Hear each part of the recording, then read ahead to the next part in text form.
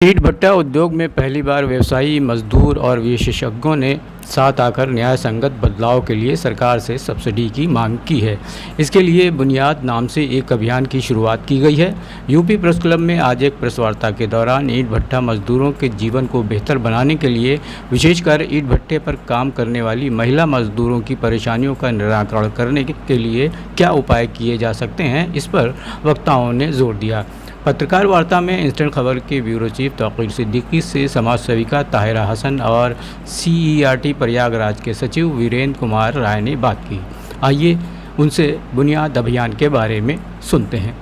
मैं Tahira Hasan women rights activist हूँ, महिलाओं के मुद्दे पे काम करती हूँ। तो नेचुरली भट्टे से भी महिलाएं हमारी बहनें जुड़ी हैं। ये बुनियाद अभियान जो है, इसने एक पूरा अभियान चलाया है, साल भर से ऊपर से कर रहे हैं। इससे पहले क्लाइमेट पे काम कर रहे थे, ये पूरी टीम जो थी डेडिकेटेड वे में। तो अब ये देख रहे हैं कि किस तरह से भट्टा, जो ईंट भट्टा है, जो सबसे ज़्यादा जॉब भी जनरेट करता है, उसको ये कहा जा रहा है कि बहुत ज़्यादा इससे पोल्यूशन इमिशन हो रहा है, लोगों को इफ़ेक्ट कर रहा है जो आसपास रहते हैं। और नेचुरली जो हमारे लेबर काम करते हैं उसमें हमारी महिलाएं बहनें भी हैं, उनकी हेल्थ को इफ़ेक्ट करता है, क्योंकि जहरीली गैस निकलती है, carbon monoxide, black carbon,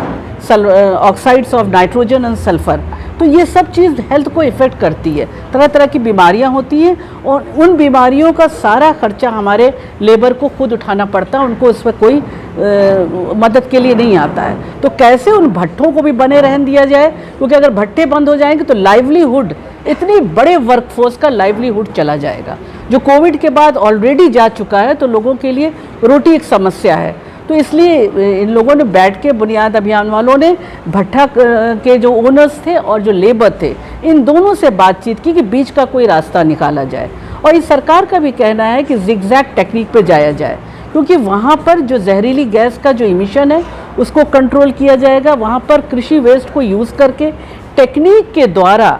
biocoal बनाया जाएगा, जिससे कि जहरीली गैस और कार्बन का इमिशन कम होगा, जो हेल्थ पे इफ़ेक्ट करता है हमारे। देखिए, मज़दूर के हेल्थ से हम ज़्यादा कंसर्न हैं, ऐसा नहीं है, क्योंकि वो उसमें काम कर रहे हैं। अगर उनको बीमारियां हो जाती हैं तो वो गरीब मज़दूर हमारा अपनी इलाज के लिए इधर उधर दौड़ता है। तो जाहिर है उसको भी सिक्योरिटी मिले। और स्किल प्रोग्राम जो गवर्नमेंट चला रही है, उसके तहत हमारे फायरमैन्स जो हैं, इनको स्किल ट्रेन करे, जिससे वो बेहतर सैलरी भी, वेजेस को ड्रॉ करें और बेहतर तरीके से फर्नेस में किस तरह से काम करना है काम करें। जिगजैग में एक ये भी बात है कि वहाँ पर ट्रेंड लोग होंगे, ये डिसाइड है। और वहाँ पे टेम्परेचर भी मेजर किया जाएगा कि टेम्परेचर भी जो बायोकोल से बनेगा वो अच्छा टेम्परेचर होगा, जो ईंट निकलेगी उसका प्रोडक्शन भी जो बनारस में हो रहा है, जो भट्टा ओनर हैं वो उसको एक्सपोर्ट भी कर रहे हैं, यानी बेहतर एक नंबर ईंट निकाल रहे हैं, एक्सपोर्ट कर रहे हैं। तो क्यों ना बेहतर टेक्निक की तरफ बढ़ा जाए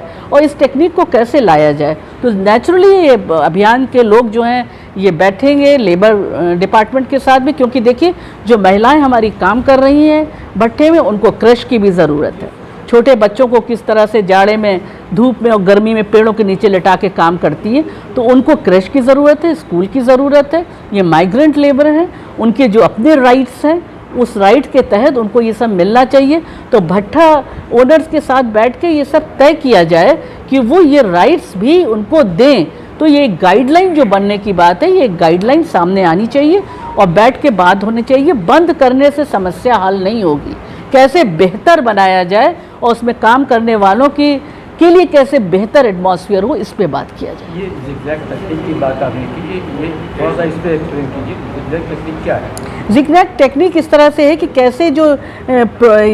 इसका एक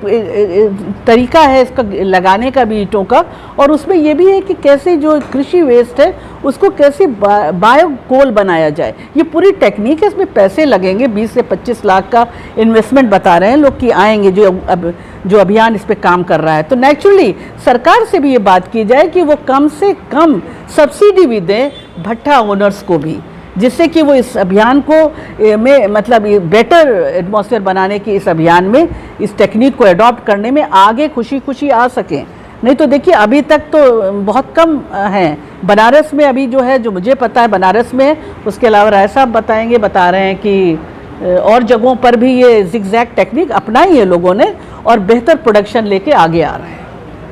ये न्याय संगत तकनीकी बदलाव की आप बात कर रहे हैं। न्याय संगत की बात हम लोग 2-3 एस्पेक्ट्स को लेकर के कर रहे हैं, क्योंकि जब मजदूरों के हकों की बात होती है तो ईंट भट्ठा मालिक के साथ उनका कन्फ्रंटेशन हो जाता है। तो हम लोग ये कोशिश कर रहे हैं कि ईंट भट्ठा मालिक की जवाबदेही श्रमिकों के प्रति बढ़े और जो ईंट भट्ठों के सर्वाइवल के लिए जो समस्या रही उसमें मजदूर भी इनके साथ खड़े हों। तो ये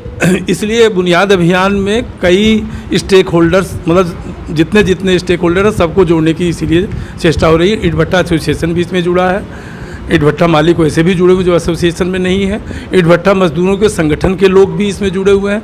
और सामाजिक कार्यकर्ता जुड़े हुए हैं, कुछ राजनीतिक कार्यकर्ता भी उसमें जुड़े हुए हैं, सरकारी विभागों के लोग जुड़े हुए हैं, मीडिया के लोगों को भी हम लोग जोड़ रहे हैं कि खबरों से ऊपर उठ करके हम, क्योंकि वो जगह जगह पर चीज़ों का अनुभव लेते रहते हैं, तो कैसे एक वैचारिक समर्थन और इस अभियान को आगे ले जाने के लिए उनका सपोर्ट हम लोग गेन कर सकते हैं।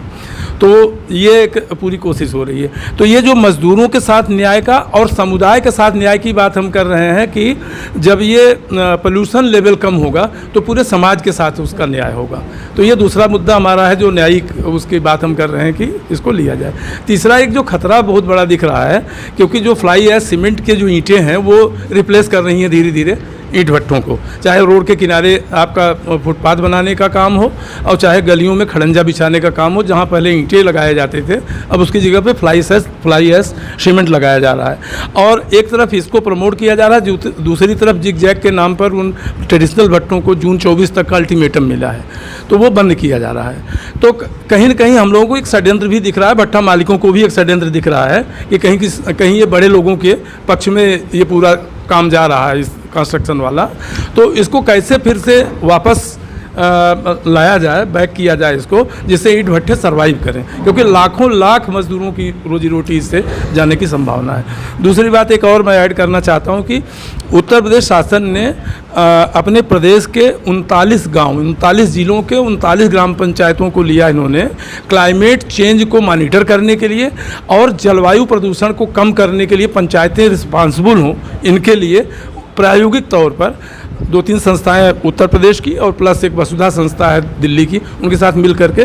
39 ग्राम पंचायतों में काम कर रही है। लेकिन इंस्ट्रक्शन ये भी है कि 100% ग्राम पंचायतें ग्राम पंचायत विकास योजना GPDP जिसको कहा जा रहा है, जो इस सरकार की सबसे महत्वाकांक्षी योजना है, उस योजना के तहत भी ये प्रदूषण का लेवल कम हो, इसीलिए हम लोगों ने पूरे अभियान में ग्राम पंचायतों को भी मॉडल के रूप में विकसित करने का और इस पूरे अभियान में जोड़ने का भी प्रयास हम लोग कर रहे हैं।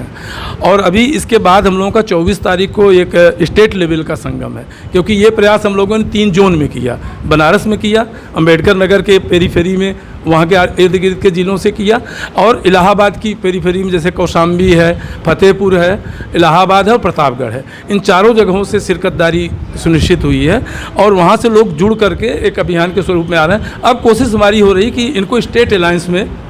जोड़ा जाए, स्टेट बॉडी के रूप में, और फिर उनका एक फोरम निकल कर के सामने आए, नेतृत्व उसमें ईंट भट्ठा मालिक और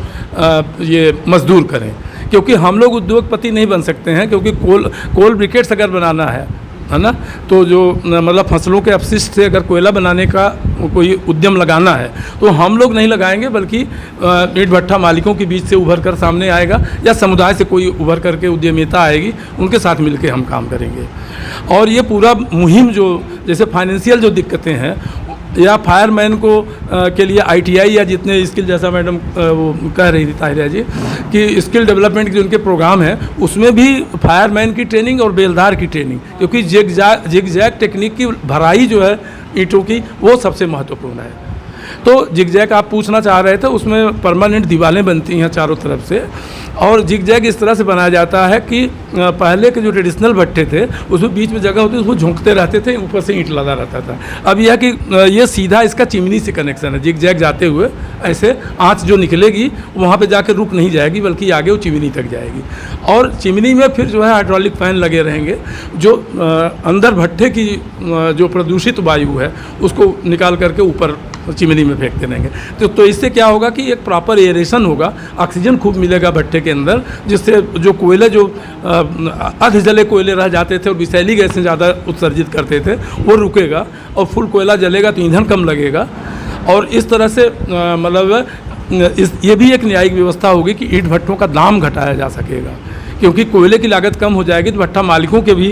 हक में जाएगा ये कि पैसा प्रॉफिट ज़्यादा आएगा। लेकिन हम उनको मोटिवेट कर रहे हैं कि इस प्रॉफिट में से मज़दूरों के भी हकों की बात की जाए, उनकी सुरक्षा की बात की जाए, उनके साथ कुछ फंड्स भी इस तरह के जनरेट हों जो इमरजेंसी में काम आए। तो एक जवाबदेही को लेकर के भी हम लोग बराबर काम कर रहे हैं कि सबसे पहली जवाबदेही जो है ईंट भट्ठा मालिकों के साथ सुनिश्चित की जाए।